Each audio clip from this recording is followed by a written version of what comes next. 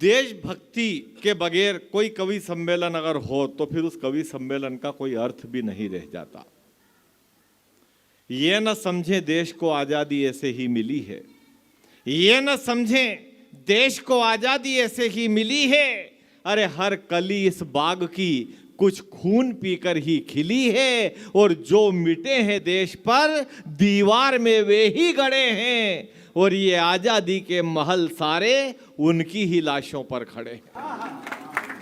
जो देश की बात करता है, जागरण की बात करता है, जागृति की बात करता है, और पिछले 7-8 सालों से हिंदुस्तान की बहुत तगड़ी पसंद बना हुआ है भाई राहुल शर्मा, जो उज्जैन से हमारे बीच में है। आप जोरदार तालियां बजा करके स्वागत करें। आइए भाई राहुल जी। तालियां हमने जब राहुल को खड़ा करा तब भी आपने कम बजाई, ये अच्छी बात नहीं है, क्योंकि राहुल सब एक जैसे नहीं होते हैं। आप थोड़ा सा उस चीज को आप इस दृष्टि से नहीं लें, कृपा करें। हेलो। और गुरुदेव मेरे साथ तो नाम के साथ हमेशा संकट रहा ही है। आधे लोग इसी टेंशन में रहते हैं कि राहुल है तो क्या डंका सुनाएगा, लेकिन मैं उज्जैन का रहने वाला हूं, जहां हमारे इष्ट प्रातःकाल अपने ललाट पर भस्म रमाते हैं। और आज मैं इस दिव्य तीर्थ स्थान पे आया हूं। कुछ पंक्तियां यहां आने के बाद हुई जब मैंने व्यासपीठ के दर्शन किए। पूज्य गुरुदेव अनिरुद्धाचार्य जी और समस्त लोग यहाँ बैठे थे, सब आप सभी की उपस्थिति थी। 4 पंक्तियां मैंने कही, मैं वहीं से अपने आप को प्रारंभ करना चाहता हूं। उसके बाद अपनी कविता मैं पढ़ूंगा, निवेदन करना। सुनिएगा कि सत्य सनातन परंपरा के पावन दीपित भाल को मैंने जब देखा तो सभी के ललाट पर तिलक लगे हुए हैं, तो मैं बहुत मुग्ध हुआ उस दृश्य देख के निवेदन करता हूं। स्वागत है। कि सत्य सनातन परंपरा के पावन दीपित भाल को दिव्य चेतना से पोषित ब्रज रज से सजे कपाल को, दिव्य चेतना से पोषित ब्रज रज से सजे कपाल को, माँ क्षिप्रा से माँ यमुना तक लेकर मैं आशीष चला। एक पंक्ति मेरी यात्रा सफल करना कि माँ क्षिप्रा से माँ यमुना तक लेकर मैं आशीष चला। महाकाल का अभिनंदन श्री बांके बिहारी लाल को, महाकाल का अभिनंदन श्री बांके बिहारी लाल को। और आपके लिए पढ़ना चाहता हूं कि अग्रवंश के प्रथम पुरुष हैं वैचारिक सरताज को। मिश्री वाले जी यहाँ बैठे हैं, मिश्री वाले आपको मैं प्रणाम करता हूं। जैसा आपका उपनाम है वैसा ही आपका व्यवहार है। आपने जो आज भोजन में व्यवस्था की और जिस वात्सल्य के साथ में आपने प्रसाद ग्रहण करवाया, मैं आपको प्रणाम करता हूं। कि अग्रवंश के प्रथम पुरुष हैं वैचारिक सरताज को, मानवता की परम तपस्या के अमृत आगाज को, एक ईंट और 1 रुपये के, 1 ईंट और 1 रुपये के पुण्याई संदेशों को नमन करोड़ों है मेरे श्री अग्रसेन महाराज को, नमन करोड़ों है मेरे श्री अग्रसेन महाराज को। और इसी क्रम की 4 पंक्ति और पढ़ना चाहता हूं कि सत्य सनातन परंपरा के पावन दीपित भाल को दिव्य चेतना से पोषित ब्रज रज से सजे कपाल को, माँ क्षिप्रा से माँ यमुना तक लेकर मैं आशीष चला। महाकाल का अभिनंदन श्री बांके बिहारी लाल को, महाकाल का अभिनंदन श्री बांक। और गुरुदेव 4 पंक्तियां और अभी यही हुई है, मैं निवेदन करता हूं कि एक बार फिर यशोदा पलना झुला रही है। एक बार 500 वर्षों का संघर्ष, त्रेता में तो 14 वर्ष का वनवास मिला था, लेकिन कलयुग में 500 साल का वनवास मिला हमारे राम को, हमारे आराध्य को। स्वागत है। कि एक बार फिर यशोदा पलना झुला रही है, पलने में अपना प्यारा ललना सुला रही है। पल एक आपकी तालियां बजे तो वहां तक पहुंचना चाहिए जहां तक मैं बात पहुंचाना चाहता हूं कि पलने में अपना प्यारा ललना सुला रही है, आए अवध में राघव पूरी हुई प्रतीक्षा। वाह, आए अवध में राघव पूरी हुई प्रतीक्षा, अब आ भी जाओ गिरधर मथुरा बुला रही है, अब आ ही जाओ गिरधर मथुरा बुला रही है, मथुरा बुला रही है। और हमने ठीक समय पर ठीक काम कर दिया। आने वाले समय में तो निश्चित रूप से हम अवध से चले हैं, काशी तक पहुंचे हैं, ज्ञानवापी तक, हम यहां तक भी आएंगे। मैं उस राम राज्य की कल्पना आपके समक्ष रखना चाहता हूं। कविता के लोग कितना बैठे मुझे सूचित करना। स्वागत है। कैसे आएगा राम राज्य? द्वापर और त्रेता, भगवान श्री राम जी ने सिखाया कि जीवन ऐसा होना चाहिए, लेकिन भगवान कृष्ण जी ने वास्तविक में सिखाया कि ऐसा ही होना चाहिए। तब निवेदन करना चाहता हूं कि याचक समान हाथ जोड़ेंगे शिवाजी यदि, तो बताओ कैसे हिंदवी स्वराज्य आएगा। याचक समान हाथ जोड़ेंगे शिवाजी यदि, तो बताओ कैसे हिंदवी स्वराज्य आएगा। और मेमनों की भांति सिंह मिमियाएगा सदैव, तो बताओ कैसे बनराज ताज पाएगा। तो शोक में अशोक युद्ध त्याग बुद्ध हो गया, तो उन आताताइयों से कैसे राज पाएगा। और हाथ में होगा कोदंड, युद्ध भी होगा प्रचंड, तब जाके धरती पे राम राज्य आएगा। हाथ में होगा कोदंड, युद्ध भी होगा प्रचंड, तब जाके धरती पे राम राज्य आएगा। जय हो। तब जाके धरती पे राम राज्य आएगा। और क्यों आना चाहिए राम राज्य? इस देश में जो आस्था का विषय होना चाहिए, हमने उन्हें राजनीति का विषय बना दिया। कुछ लोग, आप लोगों ने देखा होगा पिछले दिनों भारत जोड़ो यात्रा वगैरह शुरू हो गई थी। एक पत्रकार ने प्रश्न कर लिया कि भारत क्यों जोड़ना पड़ रहा है, तो अगले ने जवाब दिया कि हमारे बाप दादाओं ने भारत को तोड़ा था, इसलिए हमको जोड़ना पड़ रहा है।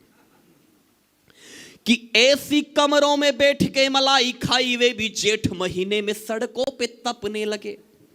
ऐसी कमरों में बैठ के मलाई खाई वे भी जेठ महीने में सड़कों पे तपने लगे। और राष्ट्रवाद का प्रचंड ज्वार देखने के बाद पैर धर्मद्रोहियों के आज कपने लगे। राष्ट्रवाद का प्रचंड ज्वार देखने के बाद पैर धर्मद्रोहियों के आज कपने लगे। तो तुष्टिकरणों की राह में बिछाए फूल सदा, त्रिपुंड लगा के वे भी आज छपने लगे। और जिसने प्रमाण राम जी के जन्म का था मांगा, वे भी चुनावों में राम राम जपने लगे।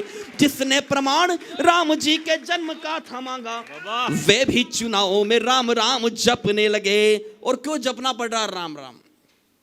कि राम की कृपा बिना ना कोई जन्म ले सका है, राम जी से ही बना समस्त ये आधार है। और 2024 में खड़ा हूं, चुनाव की अगवानी में खड़ा हूं, दूसरी पंक्ति पर देश का मंतव्य पढ़ना चाहता हूं। सहमत हो तो अपनी तालियों से मुझे सूचित करना कि राम की कृपा बिना ना कोई जन्म ले सका है, राम जी से ही बना समस्त ये आधार है।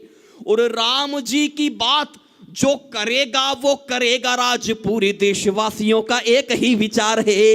राम जी की बात जो करेगा वो करेगा राज, पूरे देशवासियों का एक ही विचार है। तो राम जी के भक्त ये सशक्त सभी मान लेना, हिंदुओं के प्राण में बसा हुआ ये सार है। तो सुबह शाम आठों याम हम यही कहते हैं, अपने तो बस राजा राम सरकार है। सुबह शाम आठों याम हम यही कहते हैं, अपने तो बस। और क्यों कहते हैं? कि हाथ को उठाओ और भेद दो समूचा व्योम, एक इष्ट है हमारे निष्काम बोलिए। और तार देंगे वे हमें अकाट्य सत्य मान लेना, प्रतिक्षण उन्हें मन में प्रणाम बोलिए। तो धर्म के लिए जिएंगे, धर्म के लिए मरेंगे, धर्म को ना बदलेंगे, ध्वजा थाम बोलिए। और हिंदू होने पे हो गर्व, मिलके मनाओ पर्व, मेरे साथ सभी जय जय श्री राम बोलिए। हिंदू होने पे हो गर्व, मिलके मनाओ पर्व। एक बार दोनों मुट्ठियां आकाश में लहराकर जय जय श्री राम, जय जय श्री राम। ये चाय का समय नहीं है, चाय वाले का समय है। उसके बाद तो 24 में चाय वाले के बाद गाय वाले का भी है। वाकई में कुछ लोग कहते हैं कि मोदी जी बहुत खराब प्रधानमंत्री है, बहुत खराब प्रधानमंत्री। मैंने कहा ज्यादा चिल्ला चोट मत करो। मैंने कहा गलती से हमने अगर योगी जी को प्रधानमंत्री बना दिया तो मोदी जी आपको गाय नजर आएंगे। परम सत्य जो पंक्तियां वो आपको सौंपना चाहता हूं, गुरुदेव आपको सौंपता हूं, निवेदन करता हूं कि राम जी से आदि अंत राम नाम है अनंत, सृष्टि का विधान एक राम नाम तथ्य है, और राम से बने हो आप, राम में मिलोगे आप, मुक्ति का प्रवाह एक राम नाम पथ्य है। तो राम के बिना नहीं बनेगा कोई काम यहाँ, राम नाम तार देगा एक सत्य कथ्य है, और जिंदा जो रहेंगे तो करेंगे राम राम, सभी मर गए तो लोग कहे राम नाम सत्य है। जिंदा जो रहेंगे तो करेंगे राम राम, सभी मर गए तो लोग कहे राम नाम सत्य है। और वो पंक्तियां जिसके लिए मुझसे पूछा जाता है कि इस देश में पिछले दिनों एक बड़ा नैरेटिव चला कि 9 सालों में क्या बदला, 10 सालों में क्या बदला, 10 साल का हिसाब ला करके दो। मैं मुग्ध होता हूं उस दृश्य को देखकर जब हमारे देश का प्रधानमंत्री लाल किले की प्राचीर से खड़े होकर शौचालय के बारे में बात करते हैं, इस देश की स्वच्छता के बारे में बात करते हैं। हमारे देश के प्रधानमंत्री जब गरीबों के घर की बात करते हैं, गरीबों के लिए घर की बात करते हैं, हमारे देश के प्रधानमंत्री जब बहन बेटियों की सुरक्षा की बात करते हैं, और हमारे देश के प्रधानमंत्री के मुख से जय जय श्री राम का नारा लगता है, तब वो दृश्य हमारी आंखों को बहुत ज्यादा सुख प्रदान करता है कि हमने ऐसे व्यक्तित्व को चुना जिसने इस देश को व्यक्तित्व से परे हटकर, अपने व्यक्तिगत स्वार्थ से परे होकर इस राष्ट्र की चिंता की और समाज का भला किया। मैं प्रणाम करना चाहता हूं। पूछा कि क्या बदला इस देश के अंदर, मैंने 4 पंक्ति का जवाब दिया कि जब 14 फरवरी आने वाली है, वैलेंटाइन डे मनाते हैं हमारे देश के युवा। एक टिप्पणी मैं इस मंच से करना चाहता हूं। 40 बेटे हिंदुस्तान के उस दिन बलिदान हुए पुलवामा में। प्रेमी अपनी प्रेमिका को गुलाब का फूल देता है, लेकिन उन 40 बेटों ने अपने महबूब हिंदुस्तान को अपना मस्तक दे दिया। इतिहास में इससे बड़ा वैलेंटाइन डे नहीं हो सकता साहब। मैं प्रणाम करता हूं सेना के पुरुषार्थ को, जिन्होंने हमारे 40 बेटों की शहादत का बदला पाकिस्तान में घुसकर 350 उग्रवादियों को मार कर लिया। एक पत्रकार ने प्रश्न किया कि हमने एयर स्ट्राइक क्यों की, तब मैंने 4 पंक्ति का जवाब दिया कि वहम तोड़ा है शत्रु का कि हिंसक हो नहीं सकते। वहम तोड़ा है शत्रु का कि हिंसक हो नहीं सकते, तमाचे गाल पर खाकर अहिंसक सो नहीं सकते, और गिराकर मार आतंकी बताया पूरी दुनिया को, अहिंसा ओढ़ने वाले नपुंसक हो नहीं सकते। अहिंसा ओढ़ने वाले नपुंसक हो नहीं सकते। प्रधानमंत्री तब भी था और प्रधानमंत्री आज भी है, लेकिन तब का दौर वो था कि हमारे देश के 2 बेटों के मस्तक काटकर वो पाकिस्तान फुटबॉल खेलता था। लेकिन आज के इस दौर ने पूरी दुनिया को इस बात का संदेश दिया कि 48 घंटे में कैसे अभिनंदन सिंह को वापस लाया जाता है। हमारा शेर अभिनंदन सिंह पाकिस्तान की बैरक में अपनी मूंछों में ताव देता हुआ खड़ा था साहब। कैसे लगे अभिनंदन सिंह पाकिस्तान के बैरक में कि ताव मूंछ पर देकर वो यूं सीना ताने अड़ा रहा। वो दृश्य खींचना चाहता हूं कि ताव मूंछ पर देकर वो यूं सीना ताने अड़ा रहा, अपनी देशभक्ति पर प्रतिपल गर्वित होकर खड़ा रहा, और भारत माता का बबर सिंह, भारत माता का बबर सिंह देखा हमने तो लगा हमें, वह रावण की राज्यसभा में अंगद जैसा खड़ा रहा। वह रावण की राज्यसभा में अंगद जैसा खड़ा रहा। लेकिन जैसे ही एयर स्ट्राइक की तो देश के नेताओं ने सबूत मांगने शुरू कर दिए। मैं नाम वाम बिल्कुल नहीं बताऊंगा, वरना आप समझ जाएंगे मैं अरविंद केजरीवाल की बात कर रहा हूं। उन्होंने कहा कि हमें एयर स्ट्राइक का सबूत ला करके दो। मैंने 4 पंक्तियों कही कि सूरज से गर्मी का मांगने लगे परमाणु जुगनू जमात के ये नए पाप कौन है, और आम होकर जो ऊंचे ओहदे पे खास बने राजनीति के नए सड़क छाप कौन है? आम होकर जो ऊंचे ओहदे पे खास बने राजनीति के नए सड़क छाप कौन है? तो सैनिकों की शूरता का भान भी नहीं है जिन्हें घर में छिपे हैं जो सपोले सांप कौन है? और आज तो यही है बोले कल ये भी कह देंगे, बोलिए माताजी मेरे सगे बाप कौन है? आज तो यही है बोले कल ये भी कह देंगे, बोलिए। तब 4 पंक्ति का जवाब उनको देना चाहता हूं कि हद से गुजरने में फायदा नहीं जनाब, नहीं मानेंगे तो सारी रीति भूल जाएंगे, और बार बार बकवास का बवाल करेंगे तो कुर्सी से होने वाली प्रीति भूल जाएंगे, और काम से अगर खुद के ना काम रखेंगे तो काम से अगर खुद के ना काम रखेंगे तो काम को तरह से सारी नीति भूल जाएंगे, और किसी दिन सेना भी प्रमाण मांगने लगी तो झाड़ू छाप नेता राजनीति भूल जाएंगे, किसी दिन सेना भी प्रमाण मांगने लगी तो झाड़ू छाप नेता राजनीति भूल जाएंगे। तब 4 पंक्तियों में एक प्रमाण देना चाहता हूं उस पवित्र मंच से। आपको लगे कि हिंदुस्तान में आजादी का, वीरता का, शूरता का इससे बड़ा कोई प्रमाण नहीं हो सकता, तो उस प्रमाण पर आपकी तालियों की मोहर देखना चाहता हूं कि बर्फीली वादियों पे शोणित तो उबाल खाता जेठ की तपन सहे देख ले प्रमाण है, और शत्रुओं के रक्त से मनाते होली का त्योहार गोली से दिवाली मने देख ले प्रमाण है, शत्रुओं के रक्त से मनाते होली का त्योहार गोली से दिवाली मने देख ले प्रमाण है। तो भारतीय आन बान शान को चढ़ा गए जो अपनी धरा पे निज शीश का प्रमाण है, और हमें प्राण वायु देके सियाचिन चोटियों पे लहराता है तिरंगा देख ले प्रमाण है, हमें प्राण वायु देके सियाचिन चोटियों पे लहराता है तिरंगा देख ले प्रमाण है। और अपने क्रम के अंतिम 3 मिनट आपके बीच में हूं, एक कविता विशेष आपको सौंपना चाहता हूं। भगवान श्री राम जी की बात हुई, मैं ब्रज में हूं और ब्रज में खड़े होकर मैं अवध की कुछ बात आपके बीच में करना चाहता हूं। हम सबके भीतर राम हैं। 500 वर्ष के उस वनवास के बाद जो 22 जनवरी को हमने दीपावली अपने घरों में मनाई, वो न कभी मनाई थी और न कभी मनाएंगे। एक अभूतपूर्व दिवाली हमने उस दिन मनाई।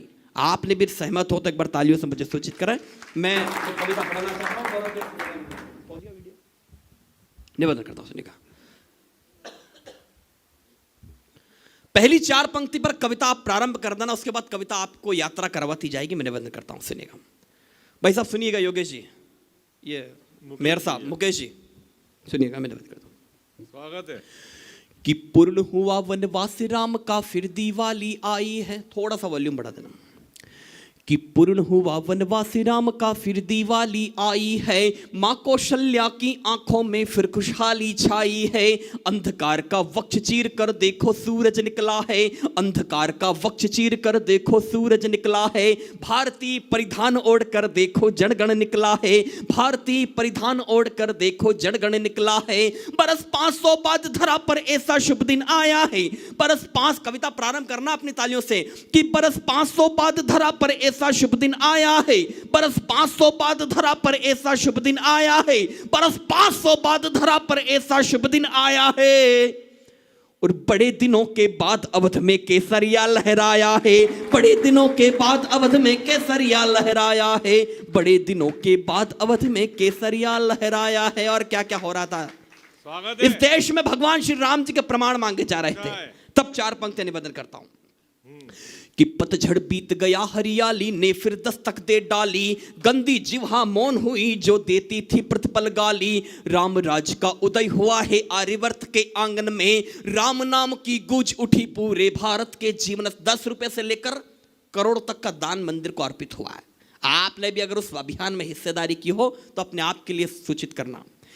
निवेदन करता हूं कि पतझड़ बीत गया हरियाली ने फिर दस्तक दे डाली, राम नाम की गूंज उठी पूरे भारत के जीवन में। सभी गिलहरी बनकर आए रामदूत मैदानों में, सभी गिलहरी बनकर आए रामदूत मैदानों में, सभी गिलहरी बनकर आए रामदूत मैदानों में। और ताकत दुनिया को दिखला दी कलयुग के हनुमानों ने, ताकत दुनिया को दिखला दी कलयुग के हनुमानों ने, ताकत दुनिया को दिखला दी कलयुग के हनुमानों ने। और क्या है मंदिर? वो मंदिर मंदिर नहीं है साहब, हमारे लिए एक आस्था और चेतना का ऐसा केंद्र है जो लाखों करोड़ों वर्षों तक हम याद रखेंगे। चाहते तो देश के 2, 5, 10 लोग, इनके जैसे बड़े लोग मिलकर मंदिर का निर्माण करा सकते थे, लेकिन हमारी मातृ संस्था ने वो व्यवस्था की कि एक सामान्य ठेला चालक से लेकर एक बड़े उद्योगपति के अंश की कमाई, उसके पसीने की कमाई उस मंदिर की नींव तक पहुंचे। क्या है मंदिर में? मंदिर की परिभाषा पढ़ना चाहता हूं, उत्तर प्रदेश में खड़े होकर पढ़ना चाहता हूं, क्योंकि लोग कहते हैं कि मंदिर का निर्माण कैसे हुआ। मंदिर का निर्माण संगोष्ठियों से नहीं हुआ साहब। जब तक वो सरयू का पानी लाल नहीं हुआ तब जाकर उस मंदिर की मीनारें नहीं बनी, उस मंदिर का कलश नहीं बना। तब निवेदन करना कि यह मंदिर गंगा यमुना के पावन जल की धारा है, यह मंदिर गंगा यमुना के पावन जल की धारा है, यह मंदिर गंगा सरयू के पावन जल की धारा है। पुरखों ने जो देखा था वो प्यारा स्वप्न हमारा है, पंपापुर में मां शबरी के नयनों की यह आशा है, घायल पड़े जटायु के मन की सच्ची अभिलाषा है। यह मंदिर तो शिलालेख है सनातनी सच्चाई का, विजय तिलक है श्री राम पर तुलसी की चौपाई का, विजय तिलक है श्री राम पर तुलसी की चौपाई का। उस मंदिर की खातिर तो अपना सर्वस्व समर्पण है। एक पंक्ति में श्राद्ध करना अपने पूर्वजों का कि उस मंदिर की खातिर तो अपना सर्वस्व समर्पण है, उस मंदिर की खातिर तो अपना सर्वस्व समर्पण है, उस मंदिर की खातिर तो अपना सर्वस्व समर्पण है। और वह मंदिर तो कार सेवकों का एक पावन तर्पण है, वह मंदिर तो कार सेवकों का एक पावन तर्पण है, वह मंदिर तो कार सेवकों का एक पावन तर्पण है। और अंतिम मन कविता का उस निर्णय के बाद, उस मंदिर की प्राण प्रतिष्ठा के बाद एक पंक्ति का परिवर्तन मैंने महसूस किया। आपने महसूस किया तो मुझे सूचित करना, मैं निवेदन करता हूं कि इस निर्णय ने आशाओं का सूरज एक उगाया है, इस निर्णय ने आशाओं का सूरज, एवरीथिंग इज पॉसिबल, ऐसा देश का प्रत्येक नागरिक सोचने लगा है। तब निवेदन करता हूं कि इस निर्णय ने आशाओं का सूरज एक उगाया है, हर भारतवासी का सोया स्वाभिमान जगाया है। इस निर्णय ने धारा दी है अब आगे क्या करना है, ज्ञानवापी पहुंचे, मथुरा ज्यादा दूर नहीं है। कि इस निर्णय ने धारा दी है अब आगे क्या करना है, रामकाज को अपना पूरा जीवन अर्पित करना है, रामकाज को अपना पूरा जीवन अर्पित करना है। सदियों से जो वंचित था वो काम ने कर डाला है। एक पंक्ति का परिवर्तन मुझे विदा करना कि सदियों से जो वंचित था वो काम ने कर डाला है, सदियों से जो वंचित था वो काम ने कर डाला है, सदियों से जो वंचित था वो काम ने कर डाला है। और 60 साल से बिखरा हिंदू पुनः एक कर डाला है, 60 साल का बिखरा हिंदू पुनः एक कर डाला है। 60 साल से बहुत बहुत धन्यवाद, बहुत बहुत आभार। जय भारत, जय हिंद, जय श्री राम।